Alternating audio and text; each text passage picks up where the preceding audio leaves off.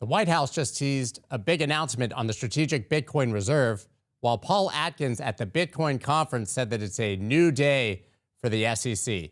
We have a huge update today on everything Washington and crypto. Meanwhile, on the other side, Tom Lee is buying up Bitcoin like Michael Saylor's buying up Ethereum. Like Michael Saylor is buying up Bitcoin. We got a lot to talk about today on the Daily Wolf. Let's go.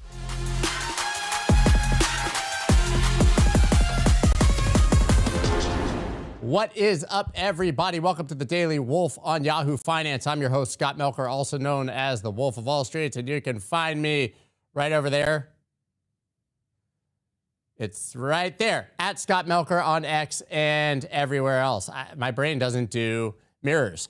We're going to spend the next 15 minutes diving into the news and figuring out what's signal and what's noise. We have a lot of signal today and a lot of ground to cover. So first, it makes a lot of sense to start with what I mentioned there first, the Strategic Bitcoin Reserve. You guys remember the Strategic Bitcoin Reserve, right? Much like the gold reserves that we have in Fort Knox, the Trump administration, United States government, and some of their first executive orders and discussions on the crypto industry said they would create a Strategic Bitcoin Reserve. Now, we have a slight update in that before I tell you all about it. We got this video right here from Bitcoin as an asset overall. The president signed the Strategic Bitcoin Reserve executive order last year, and we've gone to work in figuring out exactly the machinations necessary and legal interpretations that we need to get that right and solidify that and protect the digital assets, but specifically Bitcoin that we have on the government balance sheet. So in the next few weeks, we'll be making a big announcement. I think we have a bit of a breakthrough there. And obviously that needs to be followed up with legislation. Senator Lummis's Bitcoin Act over in the House. Representative Begich has talked about the ARMA Act that he has put together. So we need to codify it. But in the meantime, we do believe we're going to be able to take a big step forward from the executive branch side in the next few weeks. That's huge. So we still have a lot more questions than answers when it comes to a strategic Bitcoin reserve. We still don't have the full audit of exactly how much Bitcoin the United States holds, which to me is absolutely insane considering it's on the blockchain and sitting in their wallets. It seems like you can make 3 or 4 phone calls and figure out that number. But the estimate is 328,372 Bitcoin currently, worth around $25 billion. Some of that likely belongs to Bitfinex and will eventually be returned after the hack there. But still, the government holding over 300,000 Bitcoin. Now, in the executive order in the past, there was language that said that we would add to that Bitcoin reserve if we could find budget-neutral strategies to do so. Bessent was ordered to look at ways to do that. But most importantly, they said they would never sell any of the Bitcoin that the United States was already holding. It should also be noted that there's also another treasury of digital assets, but it's not viewed as strategic like the Bitcoin reserve. Now, Senator Lummis has proposed the Bitcoin Act, which she still seems to believe is on the table, although nobody's really heard about it, which has now been renamed apparently ARMA, as he just mentioned, which proposes to buy 1 million Bitcoin over 5 years for the United States government to hold in reserve. I have zero expectation that something like that will actually happen. And I think it's signal enough for the United States to actually hold the Bitcoin it already has. If they do eventually finally deem it a strategic reserve asset, imagine what that means for the price when every central bank in the planet is forced to follow and create a strategic Bitcoin reserve. So I don't think that Patrick Witt is the type to be hyperbolic. I've watched him very carefully and spoken with him. So I do believe that we're going to get some sort of announcement. Let's just hope that it's a major one and that it is accurate and that it's not lost once again in the news cycle. But perhaps the biggest story right now is not the Bitcoin Act and the Strategic Bitcoin Reserve, but it's likely the Clarity Act and what's happening there. So right now, the big story is the Clarity Act faces 10-week runway as August deadline nears. Just to break this down really quickly before I go into what the Clarity Act is and why it's important, this thing has been kicked down the road for almost a year and a half now, and we're getting to the point where if it doesn't get done before Congress goes into recess, it's unlikely to get done at all. They're going to recess until August. August comes, it's midterm season, and your favorite politician ceases giving a damn about anything that you care about and only cares about raising money and getting reelected. That's what they care about all the time. They don't care about you. I care about you. Me, Scott. But we know that once we have a blue wave in the upcoming election, which is almost a guarantee, which when you have the blue of the Democrats coming into the red, you get purple, which is the color back there.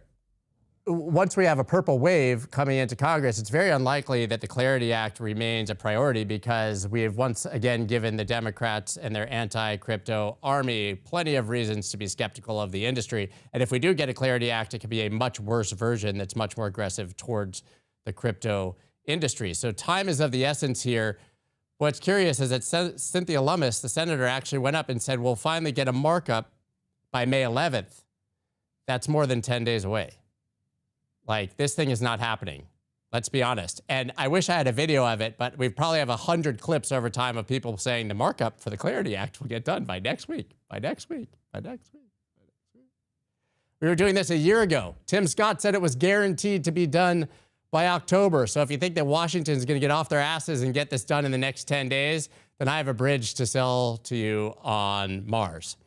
And it's purple. So, with that urgency, we have this story right here. More than 100 crypto firms urge Senate to move on U.S. market structure bill. So clearly, this is a major priority for the crypto industry because they know that that can is likely to get kicked down the road. Now, just to remind you very quickly what the Clarity Act is, we had the Genius Act on stablecoins. The Clarity Act is what tells us what's a security, what's a commodity, whether the CFTC or the SEC will regulate, what exchanges can do, can they be custodians, can they commingle funds like FTX did, and of course, whether we can have yield on stablecoins or not. Basically dictating the entire future for the next 100 years of what the crypto industry looks like. So getting something on the books, really, really important still, and we will be watching. Now, while all of this is happening, we have the Bitcoin conference happening in Las Vegas right now. I go to the Bitcoin conference every year. You'll notice that I'm sitting here at the not Bitcoin conference. And the reason is because it used to be fun. The Bitcoin conference used to be like going to Coachella. At the peak of the bull market in Miami at the convention center, you literally had a music festival with Steve Aoki caking people in the face outside. Everyone was dressed as an NFT. It looked like it was Mardi Gras. There were beads flying everywhere. Now, the headline speakers at the Bitcoin conference are Chex Notes, Eric Trump, Paul Atkins, Mike Selig, Kash Patel, Todd Blanche, Patrick Witt, Cynthia Lummis, of course, Michael Saylor and the others. So yes, it's amazing that there's an institutionalization that the government is paying attention. But based on the videos I saw of 100 people watching Kash Patel talk about how Bitcoiners will never be prosecuted, it doesn't seem like there's much interest in watching a bunch of suits on stage make empty promises that are yet to be delivered on. So very interesting that the industry is where it is at this moment, but also very hard to watch from afar when it can start to feel like things are headed in the wrong direction and that the future of the industry may be in the hands of the exact people that we got here to avoid.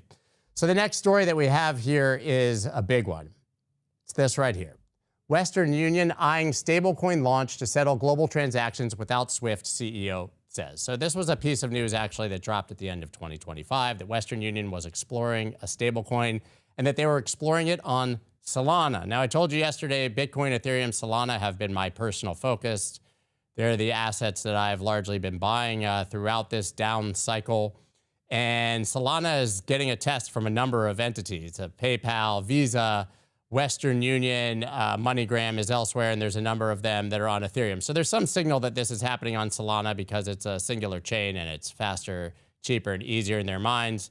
Let's not mention that I think the Solana Foundation may have seeded them with some capital to do it on Solana. But either way, the big story here, obviously, is that Western Union is arguably the oldest incumbent in the payments space. We actually know for a fact that it was created during the times of Jesus and that his disciples walked on water to deliver money from one village to another. That's how Western Union started, right? But yeah, I mean, this is the horse and carriage Pony Express, guys. And when you send money via Western Union, it can cost you 10 to 12%.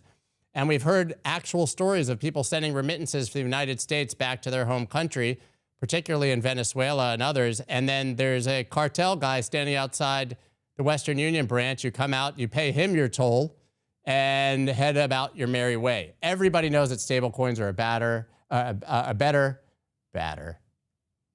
faster, badder better, faster, cheaper system for moving money where you don't need a predatory party like Western Union in the middle of your transaction. Have you ever tried to send a wire transfer in a small amount to someone in a foreign country?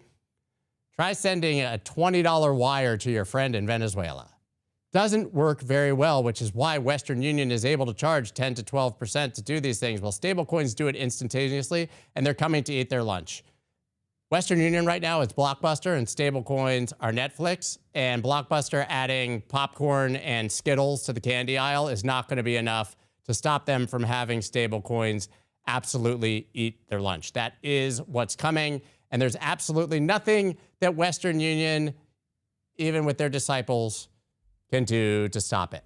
Now, the next story, also a lot of signal, and this one's for Ethereum. So if Western Union was a story about adoption on Solana to some degree, and we have obviously been telling you stories about Bitcoin, there's a huge Ethereum story that we're not talking about enough.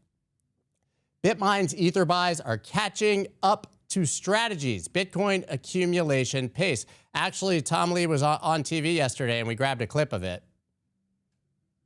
You guys remember Scrooge McDuck, DuckTales, right? Swimming through his gold vaults. Well, that's basically what Tom Lee is doing right now with Ethereum. So they bought 101,901 more Ethereum this week, $234 million worth. That's roughly equivalent to what Michael Saylor bought in Bitcoin. They now hold basically 5 million ETH, 4.21% of the supply. 4.21% of the supply, and that goal is 5% of all ETH. This is their largest weekly purchase of this entire year. So if you believe that the structural demand that Strategy brings to Bitcoin is a boon for future prices, you have to believe the same with Ethereum and Tom Lee. And Tom Lee is the greatest cheerleader of all time, man. This guy will get on TV and with a straight face be like, Ethereum will be $274,000 per token by last week. And like, it won't even break. His hair doesn't even move. He's got worse quality hair. Next meme is going to be him as Elvis, because he's killing it, man. But Tom Lee's been doing this for years, man. He's just a mega bull. He gets on TV. He tells you markets are going to go up. And if you give him enough time, markets always go up and to the right. And he is going to just keep pounding the pavement on Ethereum because A, he believes in it, and B, because it's in his best interest. Now, something he said around Ethereum this week was really, really interesting. He called it a wartime store of value. Now, okay, whoa.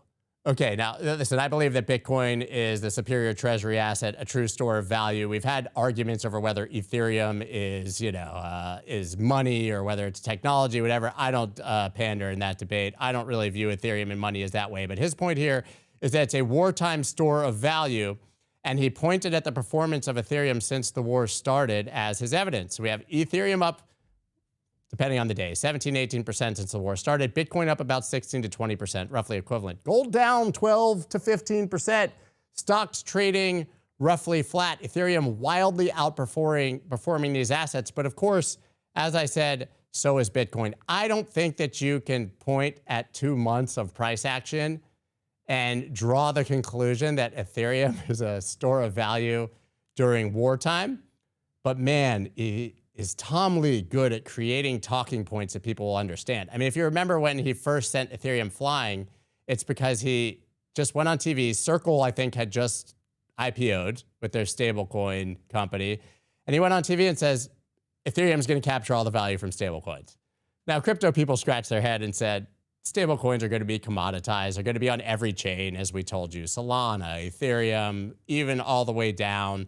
And even if they're all on Ethereum, the amount of transaction fees is marginal to send the price flying. So he's great at packaging things in a language that Wall Street and investors will understand, but it doesn't mean that all of it is yet to come. Regardless, though, I hold Ethereum, so keep going, Tom.